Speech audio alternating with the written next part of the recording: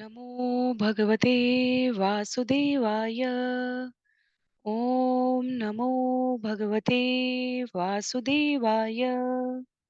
ओम नमो भगवते वासुदेवाय। हरे कृष्णा। सभी भक्तों को सादर प्रणाम। श्रीमद् भागवतम महापुराण सत्रों की इन श्रृंखला में आज सत्र 385 385 में सभी भक्तों का स्वागत है। हम सभी यहाँ पर 18,000 श्लोकों वाले श्रीमद् भागवतम महापुराण को अंतर्राष्ट्रीय कृष्ण भावनामृत संघ के संस्थापक आचार्य कृष्ण कृपा मूर्ति श्री श्रीमद अभय चरणारविंद भक्ति वेदांत स्वामी श्रील प्रभुपाद के द्वारा लिखित सुंदर पुस्तकों के प्रकाश में सभी भक्तों के संग श्रवण और पठन करने का प्रयत्न करेंगे। जैसा कि सत्रों का प्रारूप है, वर्तमान विषय वस्तु का संक्षिप्त अवलोकन, तत्पश्चात मंगलाचरण और उसके बाद एक एक श्लोक को वाचन, अनुवाद और श्रील प्रभुपाद के तात्पर्य के मार्गदर्शन में हम सभी श्रवण करेंगे। जिनके पास पुस्तक है, सदैव की तरह मेरा अनुरोध रहेगा, आप पुस्तकों का प्रयोग करें। अन्य सभी की सुविधा के लिए स्क्रीन पर यहाँ श्लोक प्रस्तुत किए जाएंगे। जहाँ हम सभी श्रवण कर रहे हैं वो विषय वर्तमान सत्र के लिए स्कंद 7 अध्याय 10 है। आज के सत्र में हम सभी श्लोक संख्या 47 से इस विषय को श्रवण करेंगे।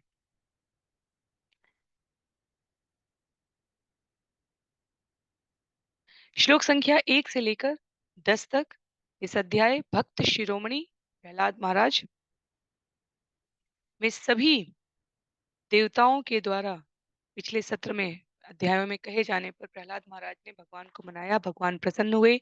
भगवान ने प्रहलाद महाराज से वर मांगने के लिए कहा। प्रहलाद महाराज ने कहा, मुझे केवल एक ही कृपा युक्त आपका आशीष वचन चाहिए कि मेरे पिता के समस्त अपराधों को क्षमा कर दें। अपने लिए प्रहलाद महाराज ने कुछ भी नहीं मांगा।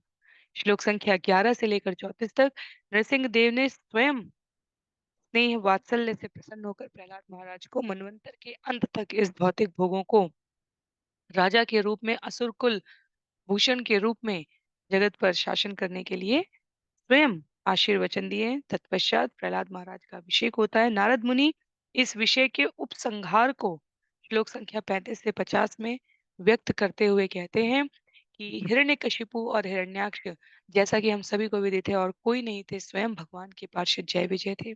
भगवान के वीर रस के भाव को समुन्नत करने के लिए, उन्हें आनंद प्रदान करने के लिए उनके द्वारा रखी गई इस लीला में 3 जन्मों तक असुर रूप में स्वयं को इस मर्तलोक में प्रस्तुत किए जाने के भगवान के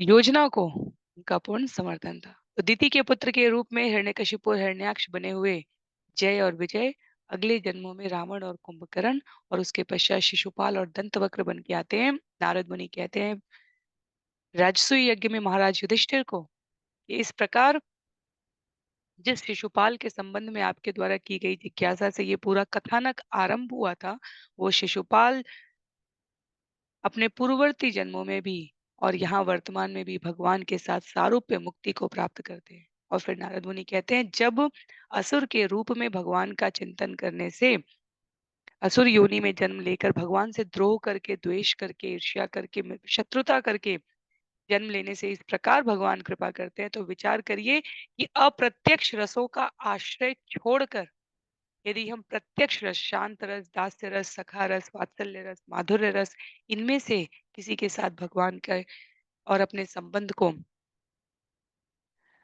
बनाने का, मनाने का, व्यवहार करने का भाव लेकर भगवान के साथ समक्ष प्रस्तुत हो, तो भगवान कितने कृपालु हो सकते हैं। तो यहीं पर हम श्रवण कर रहे हैं उपसंहार को आज के सत्र में श्लोक संख्या 47 से आगे बढ़ेंगे। आरंभ करते हैं मंगलाचरण से और उसके पश्चात आज के विषय को आगे बढ़ाएंगे।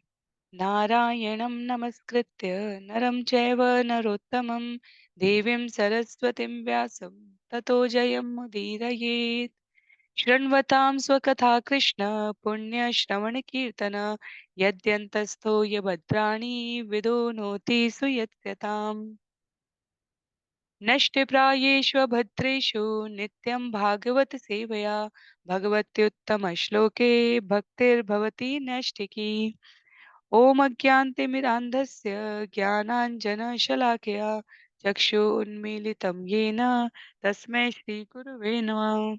मूकं करोति वाचालं पङ्गुं लङ्घयते गिरिं यत्कृपातमहं वन्दे परमानन्दमाधवम्। वाञ्छाकल्पतरुभ्यश्च कृपा सिन्धुभ्य एव च पतितानां पावनेभ्यो वैष्णवेभ्यो नमो नमः। जय श्री कृष्ण चैतन्य प्रभो नित्यानंद श्री अद्वैत गदाधर श्रीवासादि गौर भक्तवृंद।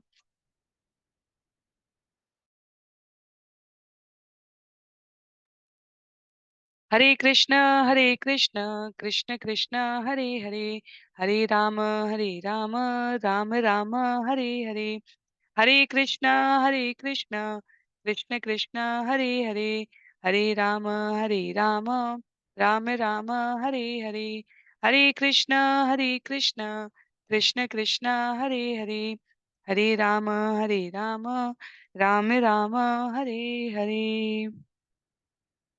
हरे कृष्णा। तो पुनः सभी भक्तों को सादर प्रणाम। सत्र 385 में आज हम सभी स्कंद 7 अध्याय 10 श्लोक संख्या 47 से विषय को आगे बढ़ाएंगे, जहाँ अध्याय का नाम है भक्त शिरोमणि प्रहलाद। एतद्य आदि पुरुषस्य मृगेन्द्र लीलाम्, एतद्य आदि पुरुषस्य मृगेन्द्र लीलाम्, दैत्येन्द्रयूथपवधं प्रयतः पठेत दैत्यात्मजस्य च सतां प्रवरस्य पुण्यम् श्रुत्वानुभावमकुतो भयमेति लोकम्। प्रहलाद महाराज भक्तों में सर्वश्रेष्ठ थे।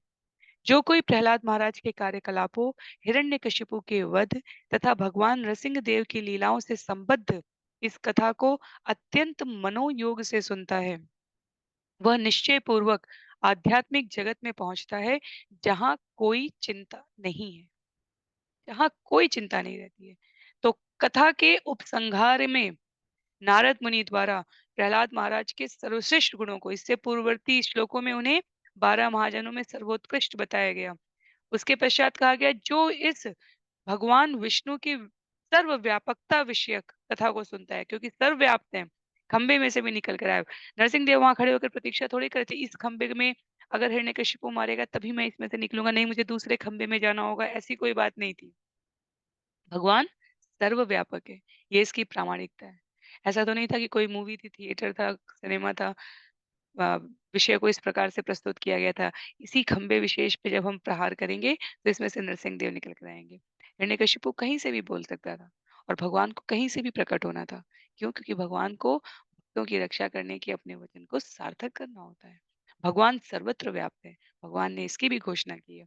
तो इसलिए नारद मुनि कहते हैं भगवान की सर्वव्यापकता विषयक कथा को जो सुनता है, कीर्तन करता है, निश्चित रूप से वो भवबंधन से मुक्त हो जाता है, आध्यात्मिक जगत में पहुंचता है। भवबंधन से मुक्त होने का अर्थ है आध्यात्मिक जगत में पहुंचता है, और वैकुंठ अर्थात जहाँ कोई कुंठा नहीं है।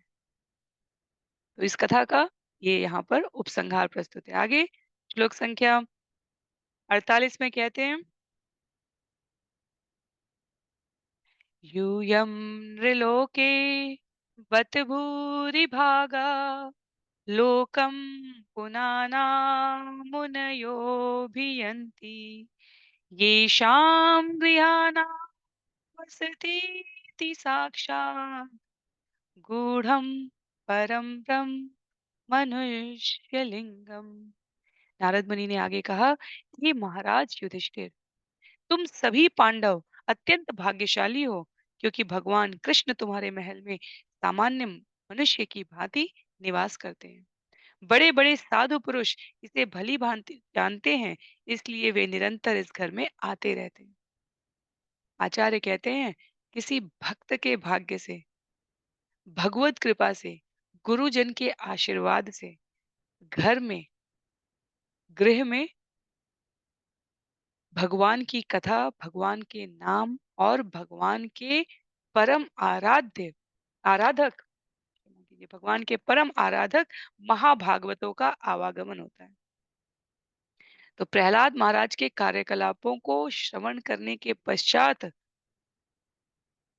नारद मुनि का कहना है कि शुद्ध भक्तों को उनका आश्रय ग्रहण करना चाहिए, उनके चरण चिन्हों का अनुसरण करने के लिए उत्सुक होना चाहिए। और युधिष्ठिर महाराज को ये कथा सुनाने के माध्यम से भगवान कहते हैं, आप वास्तव में वो बड़भागी हैं, जो बिल्कुल उसी प्रकार शरणागति के भाव में रहते हैं जैसे प्रहलाद महाराज थे। और इसीलिए आपके गृह में, आपके घर में अनेकों प्रकार के समुन्नत मेधा, भक्ति, ज्ञान से युक्त व्यक्तित्वों का आगमन होता है। तो नारद मुनि जब क्षमा कीजिए, युधिष्ठिर महाराज को ये प्रसंग सुना रहे हैं, तो वो ये भी स्पष्ट करना चाहते हैं कि भक्त का तो स्वभाव होता है कि वो अपने आप को सबसे अयोग्य, निम्न, अकुशल समझता है। तो कहीं युधिष्ठिर महाराज पुनः इस भाव में ना पहुँच जाएँ कि हम तो कुछ भी नहीं है, हम तो भगवान के लिए अम, विनयशीलता के वश में होकर हम तो कुछ भी नहीं कर पा रहे हैं। इसलिए यहाँ पर प्रभुपाद जी लिखते हैं कि प्रहलाद महाराज की कथा को सुनकर उनके इस भक्ति के स्तर पर ही रहने वाले युधिष्ठिर महाराज विनम्रतापूर्ण स्थिति से ये सोचने लगे कि मैं तो प्रहलाद महाराज के स्तर को कहीं नहीं प्राप्त कर सकता, कभी नहीं प्राप्त कर सकता। इसलिए उनके मन की बात को समझते हुए नारद मुनि उन्हें प्रोत्साहित करते हुए कहते हैं, आप भी कम भाग्यशाली नहीं हैं।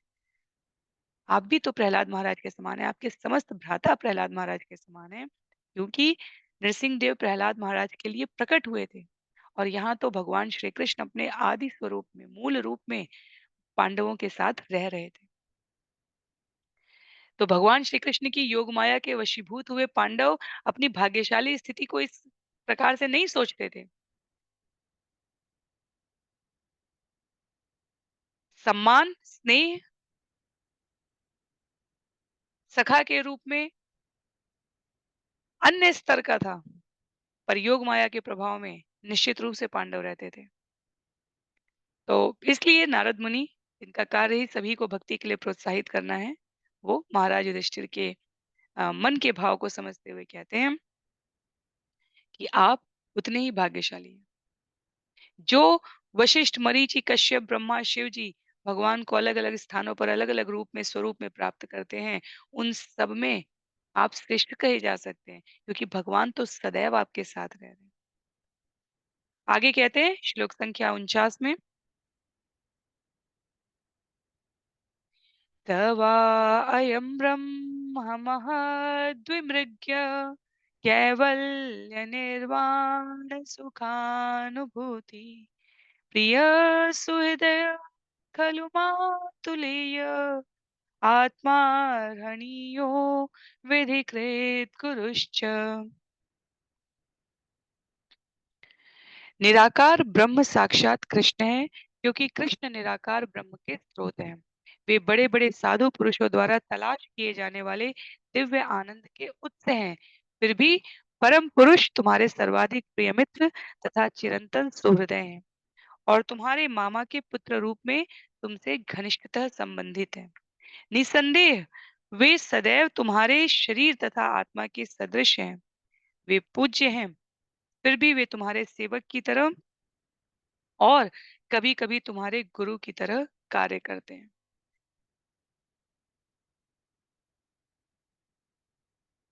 पांडवों की बड़भागी स्थिति को स्पष्ट करते हुए कहते हैं कि वास्तव में भगवान तुम्हारे सबसे सुहृदय हितैषी हैं, कभी संबंधी के रूप में, कभी शुभचिंतक के रूप में, कभी गुरु के रूप में। जो निराकार ब्रह्म अन्यों द्वारा ज्ञान की अवस्था में, समाधि की अवस्था में धारण किया जाता है, वो तो तुम्हारे यहाँ सेवक के रूप में भी स्वयं को प्रस्तुत रखते हैं। निराकार ब्रह्म वास्तव में भगवान का आंशिक प्राकट्य है और भगवान यहाँ पर कभी कृष्ण के अर्जुन के सारथी के रूप में गुरु की भूमिका निभा रहे हैं, कभी सेवक की भूमिका निभा रहे हैं, कभी धृतराष्ट्र और पांडवों के मध्य सुलह वार्ता कराने के लिए, पांडवों का पत्र ले जाने के लिए शुभचिंतक की भूमिका निभा रहे हैं। तो पांडवों की और कृष्ण की घनिष्ठता तो इस स्तर की है। वास्तव में ऐसे बड़भागी भक्तों का आश्रय लेने वाले समस्त जीवों को भगवान इसी क्रम में भाव विनिमय करते हैं। श्रील प्रभुपाद लिखते हैं, भगवान अपने शुद्ध भक्त के साथ सभी प्रकार की स्थितियों में उपस्थित रहते हैं। इस प्रकार का जीवन जीना कि भगवान सदैव हमारे संग है, हमें सदैव शुभता के लिए प्रेरित करेगा। और नारद मुनि का आधिकारिक प्रामाणिक कथन है यहाँ पर कि भगवान अपने भक्तों के साथ निश्चित रूप से रहते हैं। उपसंहार के इस क्रम में अंतिम श्लोक, श्लोक संख्या 50 में नारद मुनि ने कहा, न यस्य साक्षात् भवपद्मजादिभिः रूपं धिया वस्तुतयोपवर्णितम् मौनेन भक्त्योपशमेन पूजितः प्रसीदतामीश स सात्वतां पति।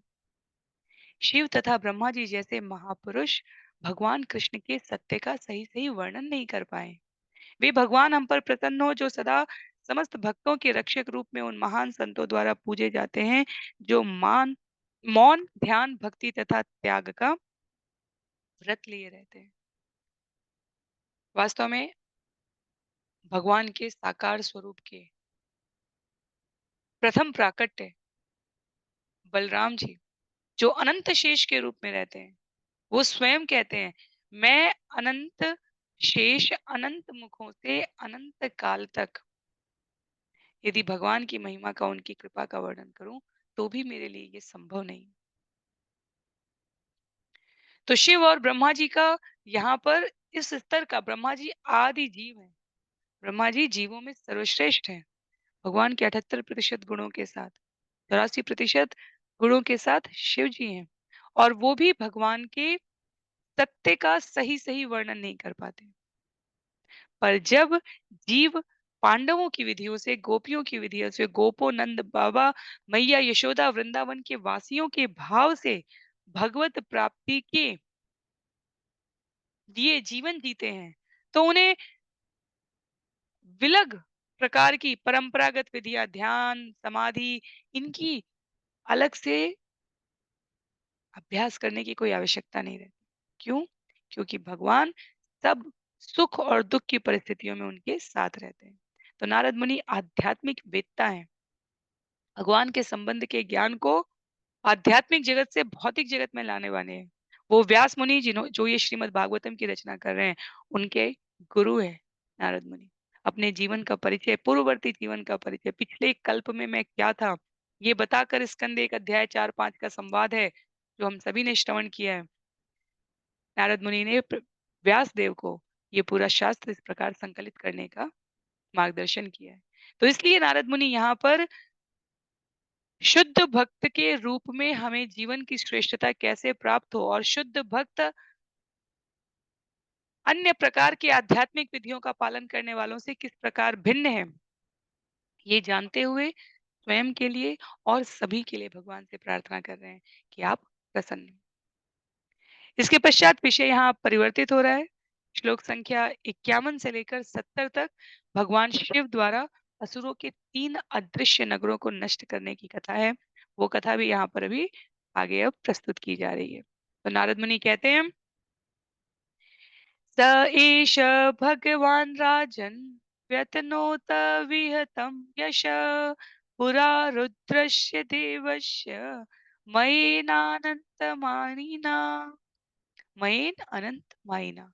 हे राजा युधिष्ठिर, बहुत समय पहले तकनीकी ज्ञान में अत्यंत कुशल मय नामक दानव ने शिव जी के यश में बट्टा लगाया। उस स्थिति में भगवान कृष्ण ने शिव जी की रक्षा की थी।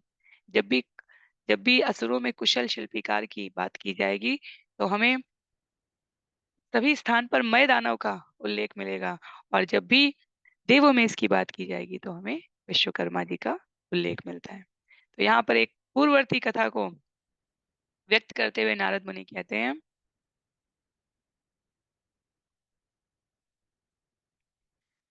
एक बार की कथा आती है, मय दानव ने भगवान शिव की प्रसिद्धि में, बट्टा लगाने का अर्थ है हम सभी को विदित है कि उसमें सरलतम भाषा में कहें जैसे तो उसको क्षति पहुँचाई थी, चूना लगाया था, उसको नुकसान पहुँचाया था, क्षत किया था।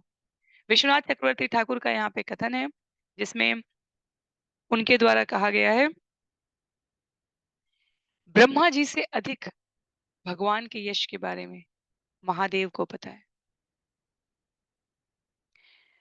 शिव जी की जो परब्रह्म कृष्ण के साथ तारतम्य की स्थिति है, वो ब्रह्मा जी से श्रेष्ठतर है। इसलिए जब ब्रह्म संहिता में स्वयं ब्रह्मा जी भगवान को और महादेव को दूध और दही के विषय के द्वारा स्पष्ट कर उनकी स्थिति स्पष्ट करने का प्रयास करते हैं, वो भी ब्रह्मा जी की स्वीकारोक्ति है, जहाँ वो जानते हैं कि महादेव उनसे श्रेष्ठतर है। तो श्रेष्ठतर या लघुतर की या निम्नतर की ये स्थिति कम और ज़्यादा भौतिक जगत के आकलन में नहीं है। भौतिक जगत के संदर्भ में नहीं समझनी है हमें, आध्यात्मिक जगत के संदर्भ में है ये। जहाँ चींटी के द्वारा किया जाने वाला योगदान भी ब्रह्मा के योगदान के बराबर समझा जाता है, यदि दोनों आध्यात्मिक जगत में प्रवेश किए हुए निवासी के रूप में व्यवहार कर रहे हैं। भौतिक जगत में हम कम ज़्यादा देखते हैं, आध्यात्मिक जगत में भाव की प्रधानता है। तो युधिष्ठिर यहाँ पर नारद मुनि के द्वारा इस प्रकार से उत्सुकता प्रस्तुत किए जाने के बाद कहते हैं, राजोवाच कस्मिन् कर्मणि देवस्य मयोऽहं जगदीशितु यथा चोपचिता कृति कृष्णेनानेन कथ्यताम्। कस्मिन् कर्मणि, महाराज युधिष्ठिर ने पूछा, मैं दानव ने किस कारण से शिव जी की कीर्ति नष्ट की? कृष्ण ने किस तरह शिव जी की रक्षा की और किस तरह उनकी कीर्ति का पुनः विस्तार किया? कृपया इन घटनाओं को कह सुनाएं। तो अनुरोध किया है यहाँ पर युधिष्ठिर महाराज ने। और नारद मुनि श्लोक संख्या 53 में कहते हैं, श्री नारद उवाच निर्जिता असुरा देवे युधि अनेनोपबृंहिते मायिनां परमाचार्यं मयं शरणम आययु। नारद मुनि ने आगे कहा, जब परम देवताओं ने जो भगवान कृष्ण की दया से सदा शक्तिशाली बने रहते हैं असुरों से युद्ध किया, तो असुर हार गए। अतएव उन्होंने महानतम असुर मय दानव की शरण ग्रहण की। तो ये एक बार की कथा का उल्लेख करते हुए इस प्रकार नारद मुनि आगे बता रहे हैं कि जब हार गए तो मय दानव को, अब वहां पर मय दानव निमित्त बनते हैं। स निर्माय तिस्त्र हैमिरोप्यायसिर्विभु दुर्लक्ष्य अपाय संयोगा दुर्वितर्क्य परीक्षदा ताभिते असुर सेनान्यो लोकान् त्रिंत ईश्वरान् नृप स्मरन्तो नाशयां चक्रु पूर्वे वैरम अलक्षिता। असुरों के महान नायक मय दानव ने 3 अदृश्य आवास तैयार किए और उन्हें असुरों को सौंप दिया। ये तीनों आवास सोने चांदी तथा लोहे के बने विमानों जैसे थे और उनमें अपूर्व साज सामग्री थी। हे राजा युधिष्ठिर, इन तीनों आवासों के कारण असुरों के सेना नायक देवताओं से अदृश्य हो गए थे। इस अवसर का लाभ उठाकर तथा अपनी पूर्व शत्रुता का स्मरण करके असुरगण तीनों लोकों, ऊर्ध्व मध्य तथा अधोलोकों का विनाश करने लगे। तो तीनों लोक यहाँ पर कहे जाते हैं, हम 14 लोक कहते हैं, क्योंकि पृथ्वी से नीचे तक के लोगों को अधोलोक कहा गया है। पृथ्वी, भू, भूअर और स्वर्ग ये हमारे मध्य लोक में आ जाते हैं और उसके ऊपर के लोगों को ऊर्ध्व लोक कहा जाता है। तो संयुक्त रूप से इस प्रकार त्रिलोक जब कहा जाता है तो ये उनका समूह क्रम है। तो पहले तो वो देवताओं से हार कर मय दानव से त्राहिमाम किए। मय दानव ने अदृश्य सोने चांदी लोहे के विमान बनाकर अपूर्व साज सज्जा से युक्त कर दिए। अब ये जब विमान जिनमें असुरगण सुरक्षित हैं, ये देवताओं की दृष्टि से ओझल हो गए, तो इसका फायदा उठाकर अपनी स्वाभाविक रूप से दुष्ट प्रवृत्ति से युक्त असुरों द्वारा तीनों लोकों में विनाश क्रम को पुनः आयोजित किया जाने लगा। तत तेऽसेश्वरा लोका उपासाद्येश्वरं नता त्राहिणस्तावकान् देव विनष्टान् त्रिपुरालये। तत्पश्चात जब असुरगण स्वर्ग लोकों को तहस नहस करने लगे, तो उन लोगों के शासक शिव जी की शरण में आए और उन्होंने कहा, हे प्रभु, हम 3 लोकों के वासी देवता विनष्ट होने वाले हैं।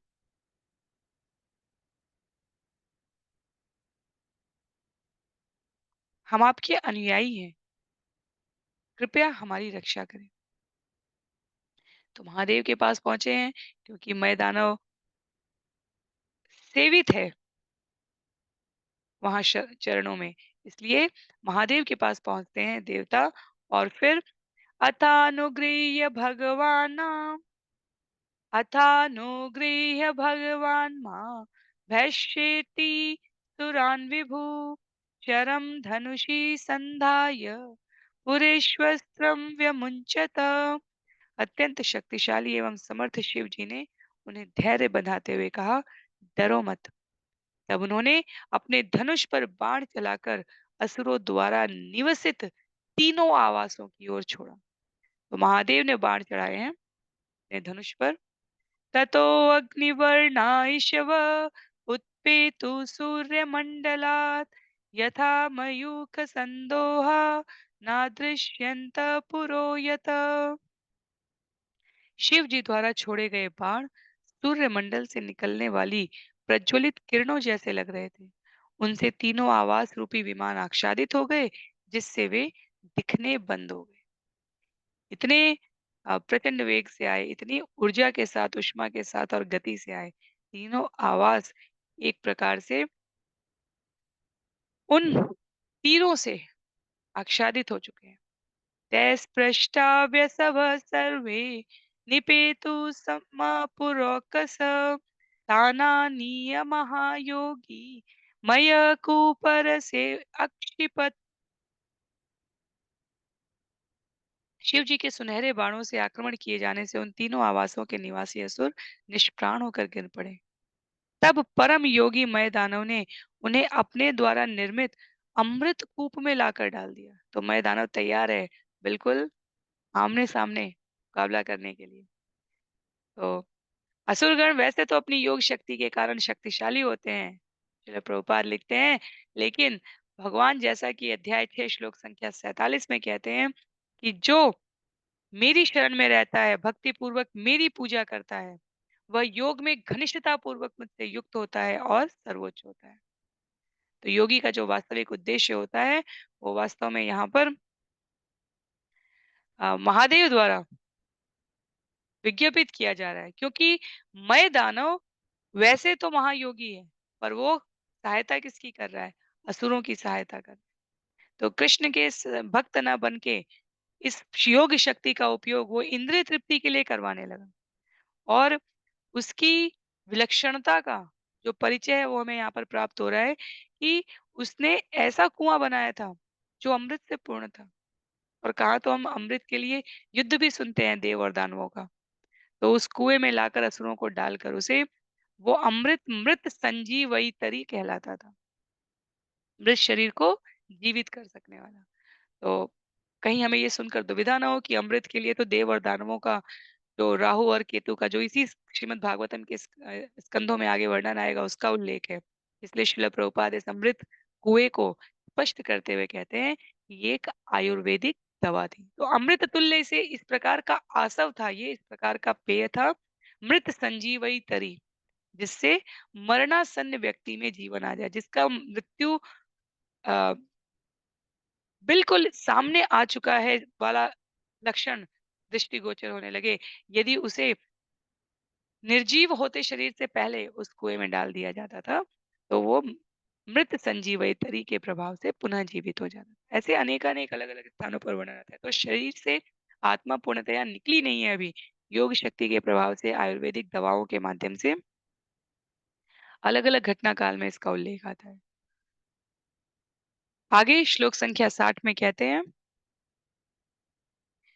सिद्ध अमृत रस स्पृष्टा वज्रसारा महोजस उत्तस्थुर दलना वैद्युता इव वन्हय। असुरों के मृत शरीर इस अमृत का स्पर्श करते ही वज्र के समान अभेद्य हो गए। महान शक्ति प्राप्त करने के कारण वे बादलों को विदीर्ण करने वाली बिजली की भांति उठ खड़े हो गए।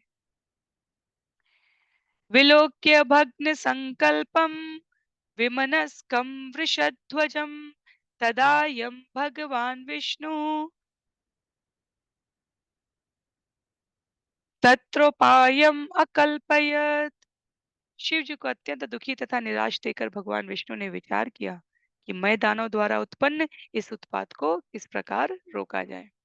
तो भक्त भगवान जगन्नाथ महादेव ऋषिगण मुनिजन ये सब आपस में भगवान की, क्योंकि ये भगवान के प्रामाणिक प्रतिनिधि हैं, ये भगवान की इच्छाओं को समझते हैं।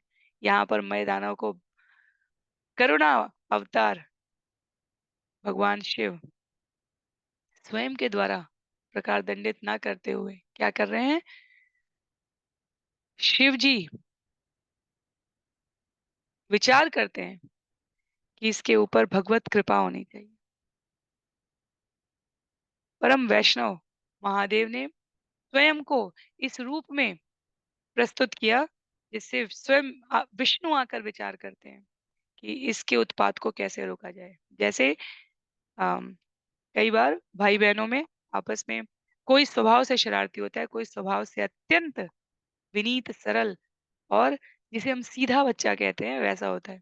तो माता पिता जब तक बच्चे आपस में लड़ाई झगड़ा हंसी खेल कर रहे हैं तब तक तो ठीक है, पर यदि जो सबसे विनीत सरल सुहृदय शांत स्वभाव वाला है वो उदास दिखने लगे और उद्दंडी और उत्पाती उनको परेशान करने लगे आपस में ही, तो तब बच्चे के द्वारा माता पिता से शिकायत ना की जाए तो भी माता पिता द्वारा स्वयं इस प्रकार अनुशासित करने के लिए उद्दंड बालक को सारा कार्यभार अपने हाथ में ले लेने का उपक्रम होता है। वैसे यहाँ पर मय दानव के इस प्रकार के उद्दंड उत्पात को देखकर जब शिव जी द्वारा अपने स्तर पर उसे रोकने का प्रयास किया गया और फिर मय दानव द्वारा पुनः उनको जीवित कर दिया गया, तो वास्तव में वो भगवत कृपा का दर्शन कराने के लिए भगवान उदास महादेव उदास दिख रहे हैं और निराश दिख रहे हैं और विष्णु जी कहते हैं ये तो संभव ही नहीं है, तुरंत इसको रोकने का प्रयत्न किया जाएगा। और वहाँ पर कथा आती है, बहुत ही संक्षेप में यहाँ पर शिल प्रभुपाद ने व्यक्त किया है। अन्य स्थानों पर शास्त्रों में ये कथा विस्तार में व्यक्त की गई है। कहते हैं वत्सश्चासी तद्दा ब्रह्मा स्वयं विष्णु अयं हि गो प्रविश्य त्रिपुरं काले रसकूपामृतं पपो वत्स चासी तथा ब्रह्मा स्वयं विष्णु अयं हि गो प्रविश्य त्रिपुरः काले रसकूपामृतं पपो। तब ब्रह्मा जी बछड़ा और भगवान विष्णु गाय बन गए और दोपहर के समय आवासों में प्रवेश करके वे कुएं का सारा अमृत पी गए। वास्तव में कई बार हमें समस्याएं इतनी बड़ी, इतनी गंभीर, इतनी विशद और उलझनों से भरपूर दिखती है कि हमें कोई निकलने का निकास मार्ग दृष्टिगोचर नहीं होता। और भगवान के तो पलक झपकने मात्र में जहाँ सृष्टि का संहार और सृजन हो रहा है, वहां इस प्रकार की घटनाएं कुछ नहीं है। हिरण्याक्ष से पूरा जगत त्रस्त हो गया, ब्रह्मा जी को भी समझ नहीं आया, भगवान ब्रह्मा जी की नाक से वाराह के रूप में प्रकट हो गए।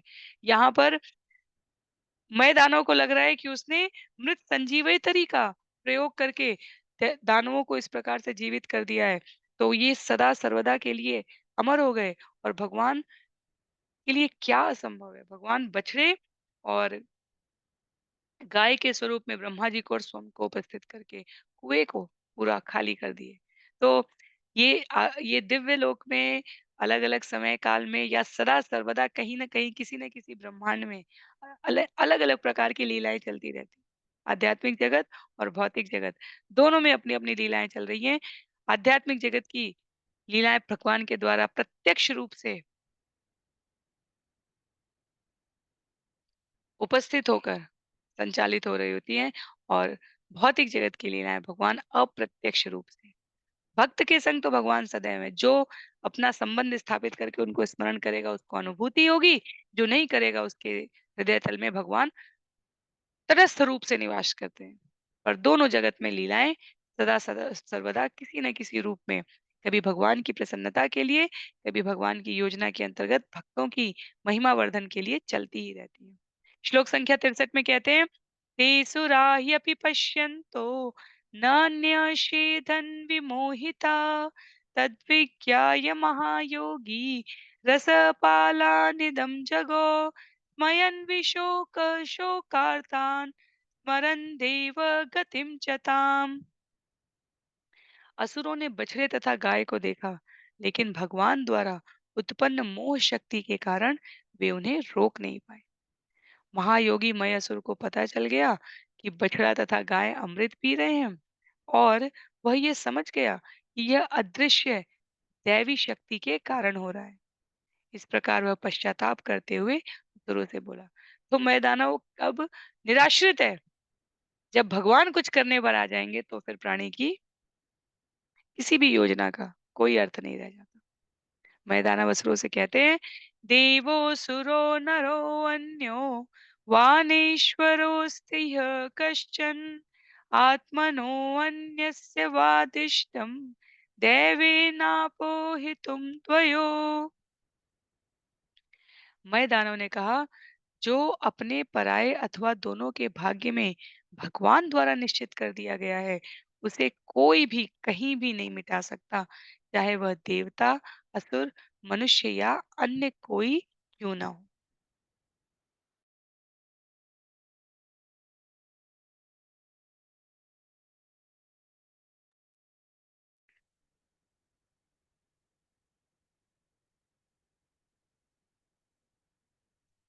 तो मैं दानव कोई साधारण प्राणी नहीं है। हमने देखा जो आसन्न मृत्यु के निकट जीवों को मृत संजीवत्री से और अलग-अलग स्थानों पर मैं दानव की एक बार द्वापर में भी कथा आती है जब कृष्ण द्वारा बनाई गई योजना से अर्जुन उनको सहयोग करते हैं।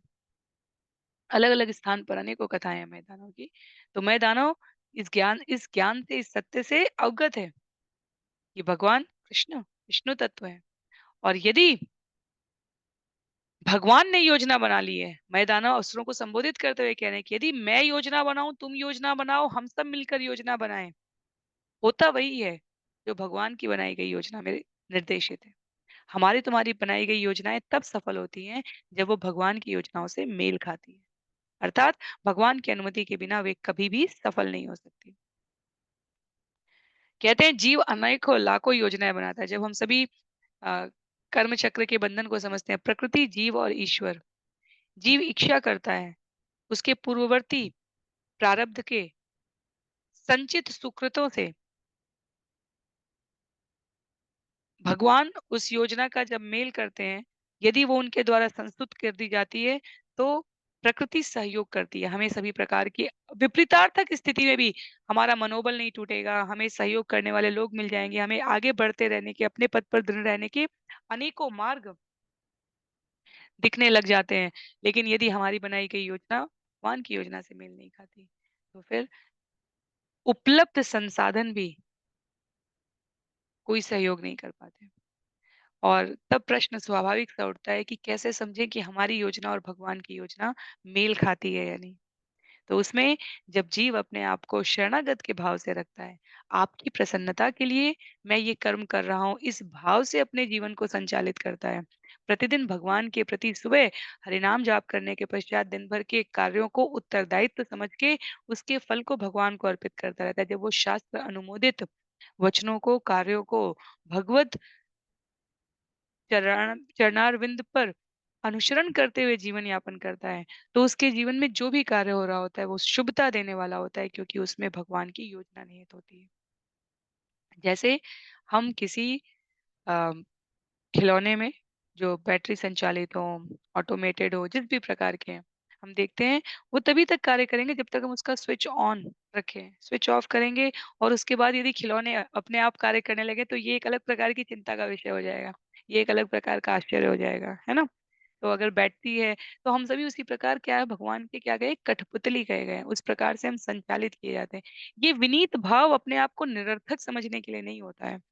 कि हम भगवान के द्वारा संचालित हो रहे हैं, तो हम ऐसा नहीं कि हम एक जगह बैठे हुए हैं, सो जाएँ और कुछ किसी कार्य में ना करें और फिर कहें कि भगवान को जो हमसे करवाना होगा करवा लेंगे। उस स्तर की उस स्तर की शरणागति भी हमने इसी भागवतम में श्रवण की है, जड़ भरत के रूप में। पर तब अपनी इंद्रियों को भी पोषित नहीं करना होता। ये नहीं कि जब काम करने का अवसर आया तो हम कहें कि भगवान को करवाना होगा तो करवा लेंगे, और जब जब स्वयं को आनंद लेने का अवसर आया, तो जो हम सो रहे थे और बैठे हुए थे वो उठकर टीवी चलाने लगे, रिमोट चलाने लगे, मोबाइल चलाने लगे, कुछ देखने लगे। तो इसका अर्थ ये नहीं हुआ कि हम भगवान पर पूर्णतः आश्रित हैं। भगवान पर पूर्णतः आश्रित होने वाला हम वही करेंगे जो भगवान को करवाना है वाला भाव जड़ भरत का था। सदा सर्वदा अपने आप को रखे हुए थे। अन्यथा भक्त के रूप में हम सतत भक्त होने की अवस्था कोई निष्क्रिय होने की अवस्था नहीं है, ये अत्यंत सक्रिय अवस्था है। पदार्थ और आत्मा के अंतर को समझते हुए जीवन के समस्त कर्मों को भगवान के उत्तरदायित्व के रूप में निर्वहन करना, ये अक्रिय अवस्था में नहीं किया जा सकता। इसके लिए अत्यंत सतर्कता चाहिए, अत्यंत। तो यहाँ पर मैं दानव इस स्थिति से अवगत है। वो कहते हैं हमारी योजनाएं कितनी भी बन जाएं, यदि भगवान के साथ मेल नहीं खाती है तो वो निरूपित नहीं होंगी, वो आकार नहीं लेंगी। तो कैसे समझे भगवान की योजना? जब हम इस प्रकार से सुहृदय युक्त जीवन जीने के लिए अपने आप को प्रेरित करते हैं। तो जो हुआ, जिसका परिणाम शुभदायक हुआ, वो हमारी भगवत कृपा के कोटे में चला जाता है, और जो हमारे लिए संचालित नहीं हुआ, इसका अर्थ भक्त कहता है कि भगवान के पास इससे बेहतर उपाय है। भगवान हमारे लिए इससे ज़्यादा अच्छा सोच रहे थे, जितना हम सोच पाए। क्योंकि हम सिर्फ वर्तमान तक के उपलब्ध अनुभवों पर कार्य कर सकते हैं, और भगवान भविष्य के वेदता हैं। इसलिए हम देखेंगे कि जो सुहृदय जनी होते हैं, वो कभी भगवान से अपना रोष नहीं व्यक्त करते। यदि उनके अनुकूल, मनोनुकूल, उनके वर्तमान परिस्थिति में जो सर्वश्रेष्ठ लग रहा होता उन्हें कि ये होना चाहिए था, अगर वो भी नहीं होता, तो भी वो कहते हैं कि भगवान ने इससे कुछ अच्छा मेरे लिए सोचा होगा। मैं दानव यहाँ पर जानते हैं कि यदि भगवान की योजना नहीं है, तो कुछ भी संचालित नहीं हो सकता। कहते हैं श्लोक संख्या 65 और 66 में, अथासौ शक्तिभिः स्वाभिः शम्भो प्राधानिकं व्यधात् धर्मज्ञानविरक्त्यर्थीत् विद्या क्रियादिभिः अथासौ शक्तिभिः स्वाभिः शम्भो प्राधानिकं व्यधात् धर्मज्ञानविरक्तिरिद्धि तपविद्या क्रियादिभिः रथं सूतं ध्वजं वाहन् धनुर्वं शरादीयत सन्नद्धो रथमास्थाय शरं धनु उपाददे।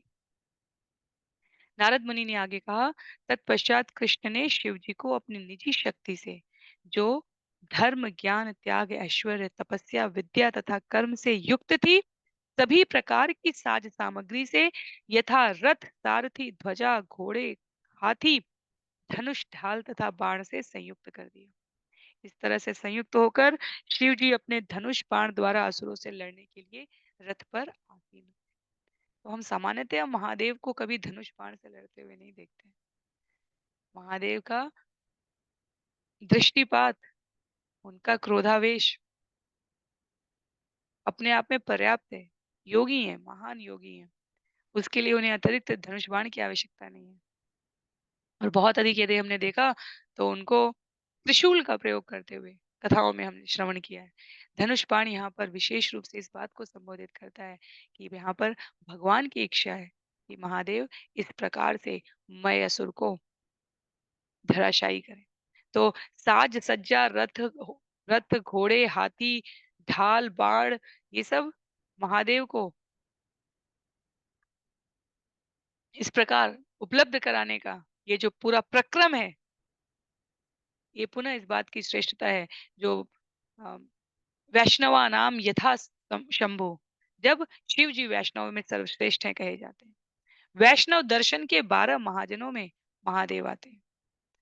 तो भगवान कृष्ण अपने सभी भक्तों के, अपने सभी स्वरूप विस्तार के विग्रहों में जिस प्रकार से लीला आस्वादन करते हैं, उसको उद्यत होते हुए करते हुए यहाँ पर इस महादेव के इस स्वरूप का उल्लेख किया गया। तो शत्रुओं से रक्षा करने के लिए, समय पर युद्ध के लिए प्रेरित करने के लिए, और उस परिणाम के श्रेय को भक्तों को उपलब्ध कराने के लिए भगवान सदैव प्रस्तुत रहते हैं। आगे श्लोक संख्या 67 में इस प्रकार महादेव को सभी तथा युक्त आभूषणों से सज्जित करके, शरम धनुषी संधाय मुरहुते अभिजितीश्वर ददाह तेन दुर्भेद्या हरो अथ त्रिपुरो नृप। हे राजा युधिष्ठिर, परम शक्तिशाली शिव जी ने अपने धनुष पर बाण चढ़ाए और दोपहर के समय असुरों के तीनों आवासों में अग्नि लगाकर उन्हें नष्ट कर दिया। एक एक शब्द का अपना महात्मा होता है। दोपहर के समय इस अर्थ में कहने के लिए है कि असुरों की शक्ति रात्रि में सबसे अधिक होती है। रात्रि अज्ञान को, अंधकार को निरूपित करता है। दोपहर ज्ञान के प्रकाश में, ज्वलंत प्रकाश में। सामान्यतः ऊष्मा का जो सबसे अधिक स्तर होता है वो मध्य दिन के मध्य काल में होता है। जैसे भोजन करने के संबंध में हम सभी को जिस सूर्य चक्र की अ, गति का पालन करने के लिए कहते हैं, वो कहा जाता है वो मध्य काल में। तो जठराग्नि सूर्य की गति के अनुसार संचालित होती है। हम सभी के पेट में जो अग्नि है, जिससे जिसे हम मेटाबॉलिज्म कह सकते हैं और जिसे अलग-अलग सिद्धांतों में कहा जाएगा, अलग-अलग अन्वेषणों में भौतिक जगत के प्रस्तुत करते हुए कहा जाता है कि अम, शाम के समय सबसे कम भोजन, दोपहर के समय आपको अपने सभी प्रिय खाद्य पदार्थों को सम्यक मात्रा में, बहुत अधिक मात्रा में नहीं, सम्यक मात्रा में ग्रहण करने के लिए तैयार रहना चाहिए। उसे हमारे आयुर्वेद में, आध्यात्मिक भाषा में इस अर्थ में कहा जाता है कि जैसे-जैसे सूर्य की गति बढ़ती है और घटती है, सुबह से लेकर संध्या होने के इस क्रम में हमारे शरीर में ग्रहण किए जाने वाले भोजन का अनुपात भी वैसा ही होना चाहिए। तो दोपहर उस उष्मा काल की उच्चतर अवस्था को कहा जा रहा है, ज्ञान की प्रबुद्ध अवस्था को कहा जा रहा है। और महादेव ने उस समय पर असुरों को, जब वो क्षीण शक्ति में है,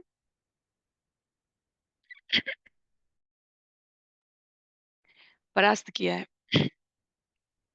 श्लोक संख्या 68 में इस प्रकार 3-3 पंक्तियों वाले श्लोक यहाँ पर हैं, जो हमारी संख्या को अंततः 18,000 के क्रम में लाएँगे या नहीं लाएँगे, इसको यहाँ पर प्रस्तुत करें। 3 पंक्तियों का श्लोक है। दिवि दुन्दुभयो नेदु विमान शतसङ्कुला देवर्षि पितृसिद्धेशा जयेति कुसुमोत्करे अवाकीरञ्जगृह्यष्टा ननऋतुश्च सरोगणा ननऋतु च अप्सरगण।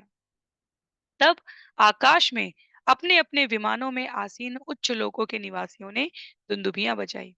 देवताओं, ऋषियों, पितरों, सिद्धों तथा विविध महापुरुषों ने शिव जी के ऊपर पुष्प वर्षा की और जय जयकार की। अप्सराएं परम प्रमुदित होकर नाचने गाने लगी। तो महादेव ने इस प्रकार से मैदानों के इस तिलिस्म को तोड़ दिया। श्लोक संख्या 69 में एवं दग्ध्वा तिस्त्र भगवान् पुरहानृप ब्रह्मादिभिः स्तूयमान स्वं धाम प्रत्यपद्यत। हे राजा युधिष्ठिर, इस प्रकार शिव जी त्रिपुरारी कहलाते हैं क्योंकि उन्होंने असुरों की तीनों पुरियों को भस्म कर दिया था। ब्रह्मा समेत समस्त देवताओं से पूजित होकर शिव जी अपने धाम लौट गए। तो बीच-बीच में जहाँ अवसर उपलब्ध होता है, हमारे गोस्वामियों द्वारा भी महादेव के संबंधित अनेकों कथाओं को अनेकों स्थान पर कहा जाता है। जहाँ-जहाँ भगवान विष्णु हैं, जहाँ-जहाँ पूर्ण पुरुषोत्तम भगवान श्री कृष्ण का विस्तार है, वहाँ-वहाँ महादेव की लीलाएँ हैं। जहाँ-जहाँ महादेव की लीलाएँ हैं, वहाँ-वहाँ विष्णु तत्व उपस्थित है। तो इसलिए हमें कभी इन दोनों तत्वों को आपस में स्पर्धा रूप में नहीं देखना चाहिए, ये हमारे मस्तिष्क की शुद्धता है। त्रिपुरारी शब्द को व्यक्त करते हुए 3 पुरों को, असुरों के 3 पुरों को नष्ट करने के कारण महादेव का एक नाम त्रिपुरारी भी कहा गया। इसको यहाँ पर उल्लेखित किया गया। तत्पश्चात श्लोक संख्या 70 में, जो संभवतः इस अध्याय का, इस अध्याय का अंतिम श्लोक है, कहते हैं एवं विधान्यस्य हरे स्वमायया विडम्बमानस्य नृलोकमात्मना वीर्याणि गीता ऋषिभिः जगद्गुरो लोकं पुनानानि अपरं वदामि किम्। यद्यपि भगवान कृष्ण मनुष्य के रूप में प्रकट हुए थे, फिर भी उन्होंने अपनी शक्ति से अनेक असामान्य तथा आश्चर्यजनक लीलाएं संपन्न की। उन महान संत पुरुषों द्वारा जो कुछ कहा जा चुका है, उससे भला मैं और अधिक क्या कह सकता हूँ। प्रत्येक व्यक्ति अधिकारी व्यक्ति से भगवान के कार्यकलापों के श्रवण मात्र से शुद्ध हो सकता है। तो यहाँ पर लगभग-लगभग एक प्रकार के पूरे विषयों की समाप्ति हो रही है और इसलिए नारद मुनि कहते हैं कि यदि हम भगवान को यहाँ पर नृसिंह देव के रूप में या कृष्ण के उनके मूल स्वरूप में मनुष्य के रूप में समझते हैं, तो ये हमारी अल्पज्ञता है। भगवान आवश्यकता के अनुसार शरीर वेश धारण करते हैं, परिस्थितियों के अनुरूप कार्य और व्यवहार संपादित करते हैं और प्रत्येक स्थिति में अपने भक्तों को पोषित करते हैं, सुरक्षित करते हैं, उनकी महिमा का वर्धन करते हुए उन्हें पल्लवित करते हैं।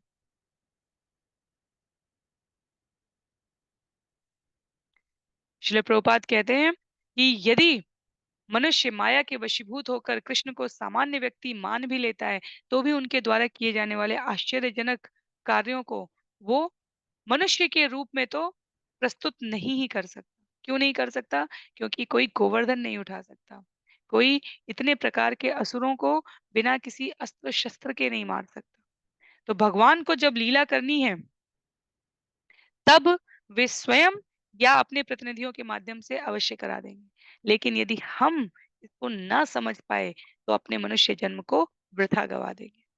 तो गंभीरता पूर्वक चैतन्य महाप्रभु के अवतरण को, कृष्ण भावनामृत चेतना को, जीवन में भक्ति के महत्व को समझकर हमें अपने आचरण के लिए सतर्क रहना चाहिए। तो इस प्रकार यहाँ पर भक्ति श्रीमद् भागवत के 7वें स्कंद के अंतर्गत भक्त शिरोमणि प्रहलाद नामक अध्याय के भक्ति वेदांत तात्पर्य पूर्ण हो रहे हैं। तो अध्याय 7 यहाँ पर, अध्याय 10 यहाँ पर समाप्त हो रहा है। अध्याय 11 जिसमें उन सिद्धांतों का वर्णन किया जाएगा जिनका पालन करने पर मनुष्य विशेष रूप से आध्यात्मिक जीवन में जो प्रगति करने के इच्छुक हैं, वो पूर्ण हो सकते हैं। तो युधिष्ठिर महाराज और नारद मुनि का संवाद कथा के साथ-साथ तत्वों को भी आगे उद्धृत करने के लिए अध्याय 11 में हम सभी अगले सत्र में श्रवण करने का प्रयास करेंगे। आज के लिए सत्र को यहीं पर समाप्त करते हैं। किसी भी प्रकार की आपत्ति के लिए, असहमति के लिए, अम, अशुद्ध शब्द विन्यास के लिए या किसी भी प्रकार अन्य सभी आपको सहयोगी लगने वाले, उपयुक्त लगने वाले, स्मरण लगने वाले, आचरण पूर्ण व्यवहार में प्रयोग किए जाने वाले अ, जो भी भाव आपको समझ में आया, आप इस वीडियो के कमेंट बॉक्स में लिख सकते हैं या इस डिस्क्रिप्शन में दिए गए ग्रुप को ज्वाइन करके वहां पर व्यक्तिगत रूप से भी प्रेषित कर सकते हैं। स्कंद 7 अध्याय 10 भक्त शिरोमणि प्रहलाद महाराज यहाँ पर समाप्त हो रहा है। अगले सत्र में हम सभी 11वें अध्याय को श्रील प्रभुपाद की असीम अनुकंपा से श्रवण पठन करने का प्रयास करेंगे। सभी को बहुत बहुत धन्यवाद। श्रील प्रभुपाद की जय, श्रील गुरुदेव की जय, अनंत कोटि वैष्णव वृंद की जय, श्रीमद् भागवतम महापुराण की जय।